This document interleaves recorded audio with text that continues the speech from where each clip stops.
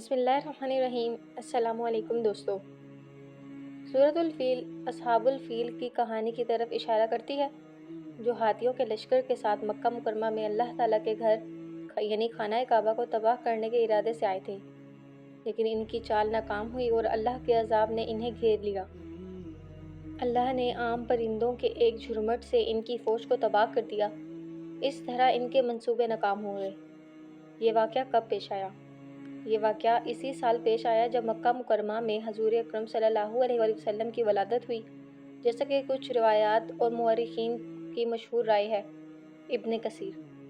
علماء حدیث نے اس واقعے کو حضور اکرم صلی اللہ علیہ وسلم کے ایک خاص معجزے کے طور پر لیا ہے، لیکن معجزہ کی اصطلاح ایسے غیر معمولی واقعے کو کہا جاتا ہے جو اللہ کسی نبی کی نبوت کے دعوے کو سچا ثابت کرنے کے لیے ظاہر کرے۔ لہٰذا معجزہ نبی کی بعثت کے بعد دکھایا جاتا ہے۔ تاہم کبھی کبھی ایسا بھی ہوتا ہے کہ کسی نبی کی بعثت سے پہلے کوئی غیر معمولی واقعہ پیش آ جاتا ہے۔ علماء حدیث کی اصطلاح میں اسے ارحاس کہا جاتا ہے، جس کا مطلب ہے پیش لفظ یا تمہید۔ ارحاس ایسے معجزانہ واقعات کو کہا جاتا ہے جو نبی کی بعثت سے پہلے ان کے بارے میں پیشگی خبر دینے اور تصدیق کرنے کے لیے پیش آتے ہیں۔ ایسے کئی معجزاتی واقعات حضور اکرم صلی اللہ علیہ وسلم کی پیدائش اور بعثت سے پہلے وقوع پذیر ہوئے، جن میں سے ایک اصحاب الفیل کا واقعہ تھا، جس میں آسمانی عذاب کے ذریعے اللہ کے گھر کو تباہی سے بچایا گیا۔ اصحاب الفیل کی کہانی۔ ابن کثیر، جو کہ تاریخ اور حدیث کے ممتاز ماہر ہیں، اس واقعے کو یوں بیان کرتے ہیں: یمن پر حمیر کے حکمرانوں کا قبضہ تھا، جو بت پرست تھے۔ ان کے آخری بادشاہ دونواس، جو خود بھی بت پرست تھا، اپنے دور کے نیک عیسائیوں کا دشمن تھا، جو ایک اللہ پر ایمان رکھتے تھے۔ اس نے ان مومنوں کو زندہ جلا کر قتل کیا جو بت پرستی کے خلاف تھے۔ مورخین کے مطابق اس نے تقریباً 20,000 مخلص عیسائیوں کو ایک بڑی آگ کے گڑھے میں ڈال کر زندہ جلا دیا۔ یہ وہی اصحاب الاخدود کی کہانی ہے جس کا ذکر سورہ البروج میں ہے۔ دو آدمی کسی طرح بچ نکلے اور شام کے بادشاہ قیصر کے پاس پناہ لی، جو خود بھی عیسائی تھا۔ ان دونوں نے قیصر سے دونواس کے ظلم کا بدلہ لینے کی درخواست کی۔ قیصر نے حبشہ، موجودہ ایتھوپیا کے بادشاہ نجاشی کو خط لکھا، جو یمن کے قریب تھا۔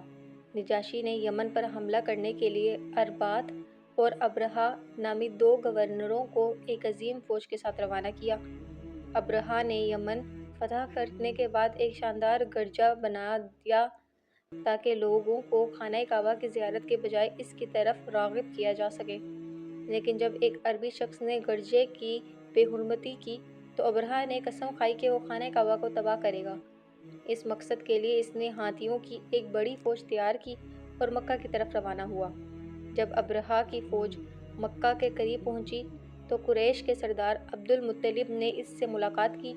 عبد المطلب نے ابرہہ سے اپنے اونٹوں کی واپسی کا مطالبہ کیا۔ ابرہہ نے حیرت کا اظہار کرتے ہوئے کہا کہ عبد المطلب کو اپنے کعبہ کی حفاظت کی فکر کیوں نہیں؟ عبد المطلب نے جواب دیا کہ یہ اللہ کا گھر ہے، وہ خود اس کی حفاظت کرے گا۔ جب ابرہہ کی فوج کعبہ کی طرف بڑھی تو اللہ نے پرندوں کے ذریعے ان پر چھوٹے پتھر برسائے، جو ان کے جسموں کو چیرتے ہوئے زمین میں دھس گئے۔ فوج تباہ ہو گئی اور ابرہہ کو ایک بیماری نے جکڑ لیا، جس کے نتیجے میں وہ اپنے جسم کے اعضاء کو کھو بیٹھا اور بالآخر یمن واپس پہنچ کر مر گیا۔ یہ واقعہ عرب کی تاریخ میں ایک اہم موڑ تھا، جس نے اللہ کے گھر کی حرمت کو دنیا کے سامنے ثابت کیا۔ اسی واقعے کا ذکر سورہ الفیل میں کیا گیا ہے۔ لفظ ابابیل جمع ہے اور اس کا کوئی واحد نہیں ہے۔ اس کا مطلب ہے پرندوں کے غول یا جھنڈ۔ یہ کسی خاص پرندے کا نام نہیں ہے۔ اردو میں عام طور پر ابابیل کو پرندہ ابابیل یا پرندے ابابیل کہا جاتا ہے، لیکن آیت میں ان پرندوں کی طرف اشارہ نہیں جو ابابیل کہلاتے ہیں، جیسا کہ مذکورہ روایت میں بیان کیا گیا ہے۔ یہ پرندے کبوتروں سے کچھ چھوٹے تھے اور ایسے پرندے تھے جنہیں پہلے کبھی نہیں دیکھا گیا تھا۔ سعید بن جبیر، جیسا کہ کربتی نے نقل کیا ہے۔ لفظ سجیل ایک مرکب فارسی لفظ ہے جو عربی زبان میں مستعمل ہوا۔ یہ دو فارسی الفاظ سنگ یعنی پتھر اور گل یعنی مٹی سے مل کر بنا ہے۔ اسی کا مطلب یہ ہے عام یا معمولی مٹی جو چھوٹے گولوں کی شکل میں لپٹی گئی ہو اور پتھر سخت کرنے کے لیے پکائی گئی ہو۔ یہ کنکریاں پہاڑوں سے ٹوٹے ہوئے بھاری یا سخت پتھروں کی مانند نہیں تھیں۔ ان میں خود کوئی تباہ کن طاقت نہیں تھی، لیکن اللہ تعالیٰ نے ان پتھروں میں اتنی زبردست تباہ کن صلاحیت پیدا کی کہ وہ گولیوں سے بھی زیادہ تباہی مچانے والے بن گئے۔ فَجَعَلَهُمْ كَعَصْفٍ مَّأْکُولٍ، اور اللہ نے انہیں کھائے ہوئے بھوسے کی طرح کر دیا۔ لفظ عصف کا مطلب ہے بھوسا، تنکا، چھلکا یا چوکر۔ عام طور پر بھوسا بکھرا ہوا ہوتا ہے، اور جب جانور اسے کھا لیتے ہیں تو وہ اپنی اصل حالت میں نہیں رہتا۔ یہی حال ابرہہ اور اس کے لشکر کا ہوا۔ اصحاب الفیل کا یہ موجزانہ واقعہ پورے عرب معاشرے کے دلوں پر قریش کی محبت، احترام اور عزت کو بڑھا گیا۔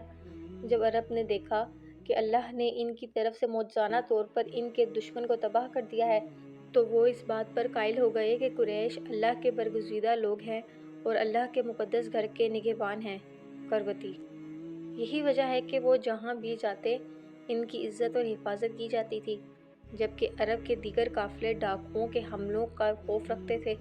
قریش کے قافلے بغیر کسی خطرے کے سفر کرتے اور اعلیٰ سماجی مرتبہ رکھتے تھے۔ نتیجتاً وہ آزادانہ اور محفوظ طریقے سے اپنے تجارتی معاملات ہمسایہ ریاستوں میں انجام دیتے اور اقتصادی خوشحالی حاصل کرتے۔